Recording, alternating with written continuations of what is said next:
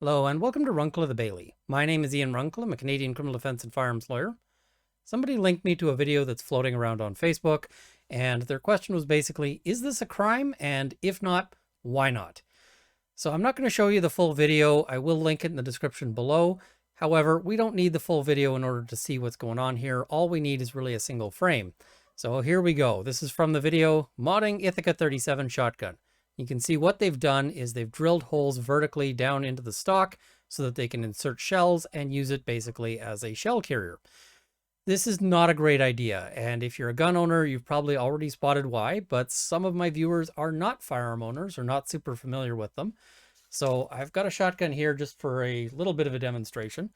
So when you're using a shotgun, you're going to want to press it into your shoulder, but you also press your face up against the stock, and you want a fairly firm pressure there. The reason why is that that gives you another point of contact, and it also stabilizes your head as you look down and sight down the firearm. So that's ordinarily part of proper firearm use. Now let's have a look at what this thing would do. You see you've got these knobbly bits along the top now, the shells. Are you really going to want to firmly press your face into that to establish a proper cheek weld? I don't think so. So that's problem number one. Problem number two is I don't know how stable this shotgun stock is anymore now that they've drilled a bunch of holes in it. I don't know how structurally sound it is. So what happens when you fire this? If you can see, I'll just pull up and show you my shotgun again here. I've actually got a soft pad at the back. It's a recoil pad. It's because when you fire this, there's actually a fair bit of pressure back into your shoulder. And this makes your shoulder hurt a lot less at the end of the day than if it wasn't there. So, but that shows that there's a fair bit of force that happens with all of this.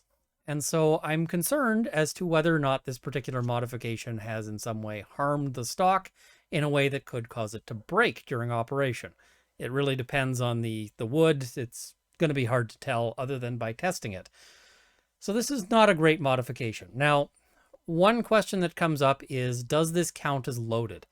And loaded refers to anything where there's a sort of a magazine or a cartridge that's inserted into the firearm, but the problem with this is that the definition is unclear. And the definition here, I've done another video on it, so I'm going to cover this very briefly rather than sort of reading through the case law. I don't think that properly read the definition should include this, because these can't be inserted into the firing path of the shotgun other than by pulling them out of the stock and then manually feeding them. So I don't think that this is properly captured. However, this is a bit of a legal gray area. And when I say it's a gray area, I think this is closer to sort of obviously legal than it is to obviously illegal, but it's not 100% decided. There isn't a case that I've been able to find that addresses this issue, but I would say that it's probably legal in the sense of not counting as a loaded firearm. But that's not necessarily our only issue. When I first look at this, I think this thing is kind of a crime against firearms. It's a horrible idea. It's terrible in every respect. But that doesn't necessarily mean it's a criminal offense. Not everything that is stupid is necessarily a crime.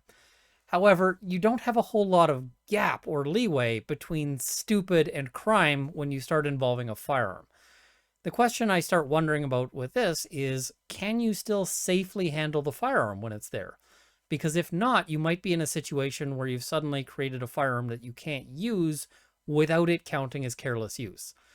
This is maybe not so bad, but let's imagine that instead of a shell carrier, where we've got these shells sticking up, let's imagine somebody decided to do something really creative and they installed fish hooks so that when the recoil goes, it might gouge you in the cheek with the fish hooks. Could somebody fire such a gun without necessarily running afoul of the law? I don't really think so. There's a situation, that suggests a situation where using the firearm would inherently be careless because you would inherently suffer injury in the course of it. And I don't think that you could necessarily, suffer that injury and still safely handle the firearm. I actually don't know what would happen if you were to try to establish a cheek weld with this thing and fire it. You've got all these knobbly bits and, there may be some sliding. You may not have a good firm grip. This would be really unpleasant to shoot. And would you potentially do something unsafe once you've fired it? Would this be something where you can properly keep control of the firearm? I don't know. So I think that you'd be unlikely to be prosecuted for something like this unless there was some sort of accidental injury or, somebody was harmed. But I can't say it couldn't happen. That said, as there's always sort of needs to be a gap between things you are doing that are stupid and things you are doing that are criminal.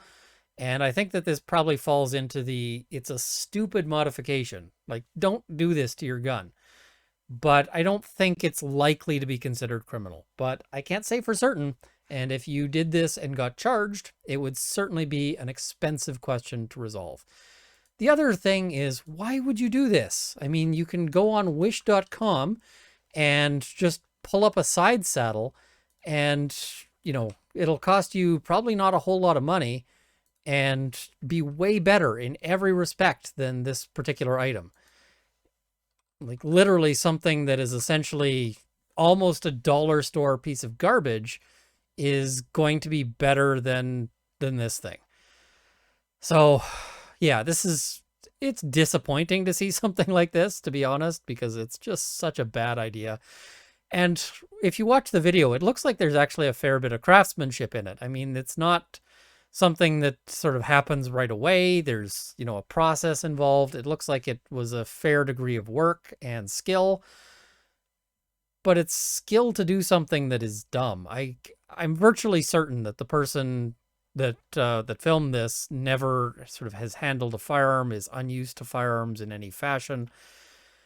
So yeah, disappointing, but probably not a crime, other than just sort of a crime against nature. Anyway, I just thought I'd do a quick discussion on this one, sort of a fun chat. Working on trying to finish up the Richard Sr. case, because that one is, it's going to be an interesting one. There's still sort of the next phase of it, because they will have to discuss the whole entrapment issue. That's coming up down the road.